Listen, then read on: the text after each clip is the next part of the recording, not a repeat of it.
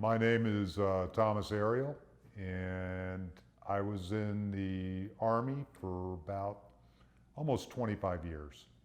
And graduated from West Point, went out, was with tanks for 10 and a half years, and then switched over to transportation and logistics.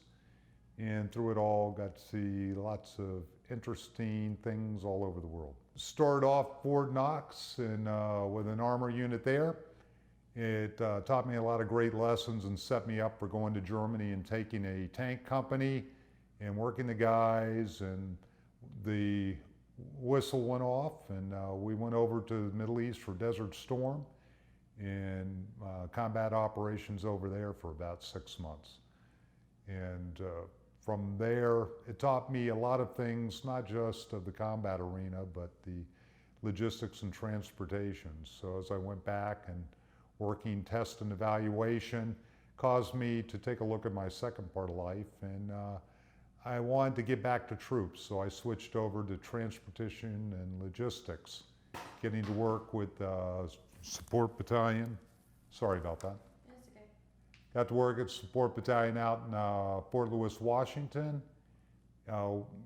Ford's with our focus out in Korea, and from there got the luck of the draw for a call from the Pentagon saying, hey, we want you to go run the seaport of Bremerhaven in Germany. And over there for 2.5 years, learning about working with ships and port operations and moving stuff all over Germany and Scandinavia and even down into the Balkans. And from there, good boss said, need to go to Atlanta to 3rd Army and work transportation, running it there. And so I did that, and about a month later, the balloon went up and we were pushed over to the Middle East and running things over there for 2 years for the units coming in for operations there and moving stuff all around.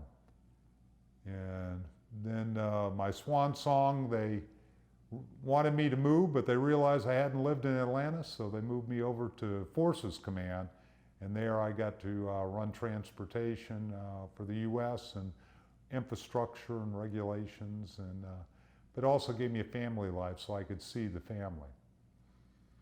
And it kind of rolls me into my wife and I decided to wait later in my career so I'd be around to actually see the kids grow up. And so Izzy was born in Germany when I was there, and the youngest was born when I was in Afghanistan. Military service can be very tough on a family, and that's why we waited later in my career to have kids. Because even early on when we got married, I saw, my father was in the Army growing up, and so I saw the deployments, being away, and how hard it was on families. But it teaches you to be independent, not only the wives, but the kids as well, and how with all the moving in and out, that you have to learn to make new friends and adapt to new environments quickly, because we were moving every 2 years. So by waiting to have kids later in life, that was so I could be there and go to the school functions and coach the soccer teams and do those things. But when you go and have to deploy, like a lot of people in the Navy do, whether it's war or peace or Marines, that those deployments can be tough. And for me, it was getting here, going over, not knowing how long we'd be gone. And my wife, as we came here from Germany before going to the Middle East, she was pregnant with our second, and Izzy was only 2. And so that was a lot of stress for her to have to deal with the things on her own, the move, and then with the kids. And my unit was good enough in between the break after the Northern Alliance and we knocked out the Taliban, go back for a week. She had a C-section, be there for the birth of the youngest one, and but a lot of letters, A lot of using telephone calls and in the digital age, what you could send picture-wise. More in detail on the stress, because when you're moving from Can one... we start that different? Military service can be very stressful because when... Military service can be very stressful because many times there are things that are known, but it's the unknowns. When you have to change your plan, which occurs every day in military operations, but we're ready for it. But when you do it on the home front, it's a little different. Here, as we move from Germany, my wife was expecting we'd get a home, get situated, and then I'd have to do some things. Not that I'd get here, she'd be visiting her parents, and then say, oh, by the way, we just got notified going overseas, just stay with your family right now. And so trying to find schools and set those up on the fly, working the financial issues without me being around. Even to the point of some hiccups with taxes, and that even though that they were supposed to hold off, they were, IRS is beating down the door calling her about taxes, even though we were supposed to have a break until we returned off deployment. And so having to settle those things overseas, or even calling back with problems with the TRICARE system, where things are not getting taken care of because she's not at the base location. And but she had to work independently and she handled a whole bunch of those things on her own. And those things can make it very difficult on not only the immediate issues that they have to deal with, but marriages and the kids having to deal with those as well. Not only do you have the stress on the family, but the service member, because you're worried about your family back there, that everything's being taken care of and going right, or the issues that they have on hand, whether big or just daily occurrences. Maybe it's something with schoolwork studies that the kids are having trouble with. And so it's very important for the military member to be able to do their job by having the knowledge that things are being taken care of in their absence. And whether it be that the wives are standing up and taking both roles of mom and dad while they're gone, or that sometimes the kids have to step in and take those roles and help out. When I was young and my dad was deployed, I had to take over and do a lot of things, getting my siblings to child care or getting them to here, there, and everywhere, just helping out with the things that are going on. It's very important for service members to have the support of their families. And a lot of that has to do with the knowledge that things are being taken care of in the rear. Because there's nothing better every day than when you get a phone call, or you can talk on the phone, or you get a letter from the family to know what's going on. And seen a lot of long faces from my soldiers when mail call comes and they don't have anything to show for it. Tell us about Izzy. Izzy was born in Bremerhaven, Germany, when I was running the seaport there. Since we were far away from all U.S. support, she was born in a German hospital. In her early years, we had a housekeeper that would speak to her in German. And so we would go to the German farmers market every Saturday, and I enjoyed those times when I wasn't deployed, doing things, doing fun things with her, taking her to the park before she could walk and holding her hands and let her kick a soccer ball around.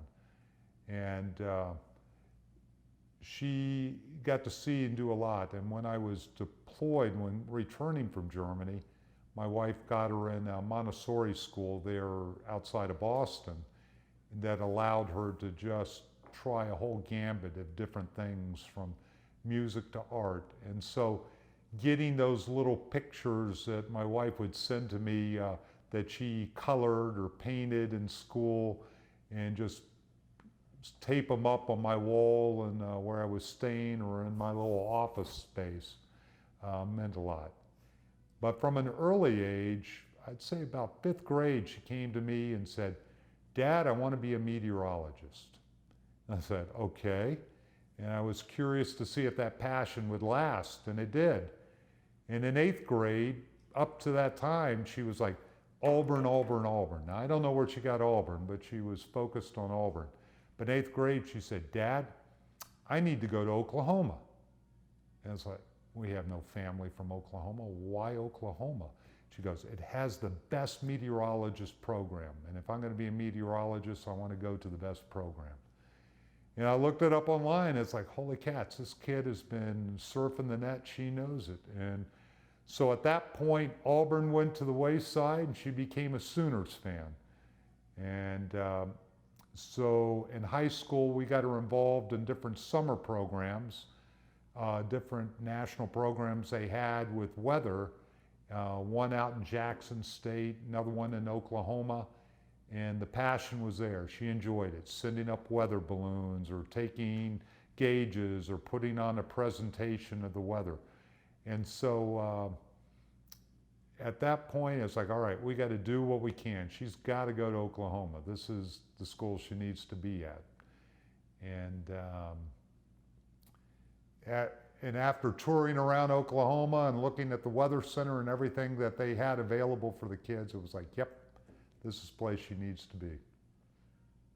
So, Izzy was on the path, dreamed to be a meteorologist. Thanks USA. How did Thanks USA's scholarship kind of benefit her, your family and her goals?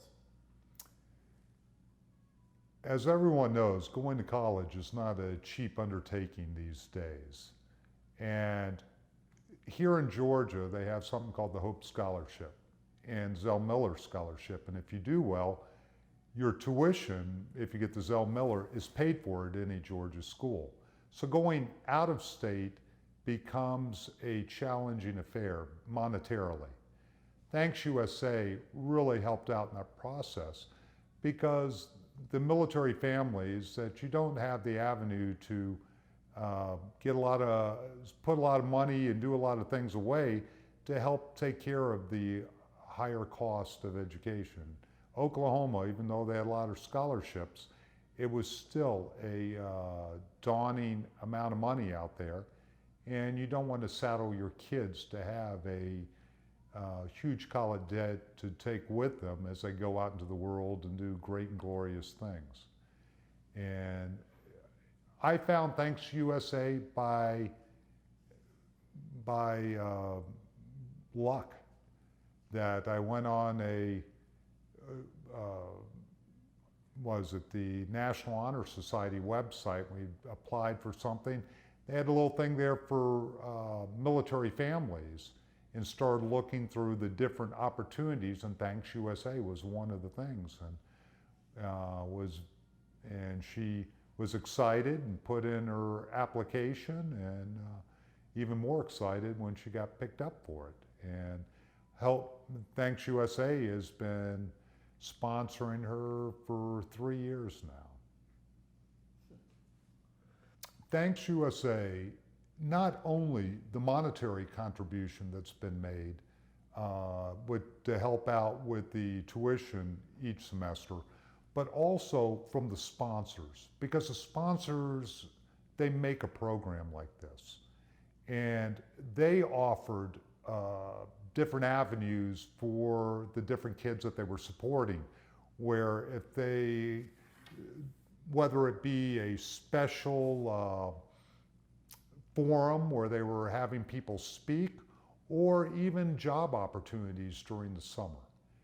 And it's a win-win because they get to see these kids up close and personal that way, but also they get to see them before they get out into the world, and maybe convince them to take a look at their path and find other opportunities that they didn't think of. But I can't say enough about the sponsors that pick up the tab on this, because it causes the kids to look at it. And not only the program, but maybe it's a set aside for someone special that they put a scholarship together and funneled it through Thanks USA. And so that has been an added bonus to the scholarship from Thanks USA. Did that cover it? Yeah, I Okay. like that you kind of went into the sponsors. Yeah. I kind of figured that's the audience that they're trying to reach out there to get more sponsors. You want to tug the heartstrings, and Oh yeah. But no, I do appreciate it because her first year, 2 years, it was Monster Drink. And Monster Drink, as we did the research behind them to get the names of the people and addresses, that's like, wow, they do a lot of things out here to help out kids and offer summer programs if they want to go that route. To the Thanks USA donors, we can't express our appreciation enough.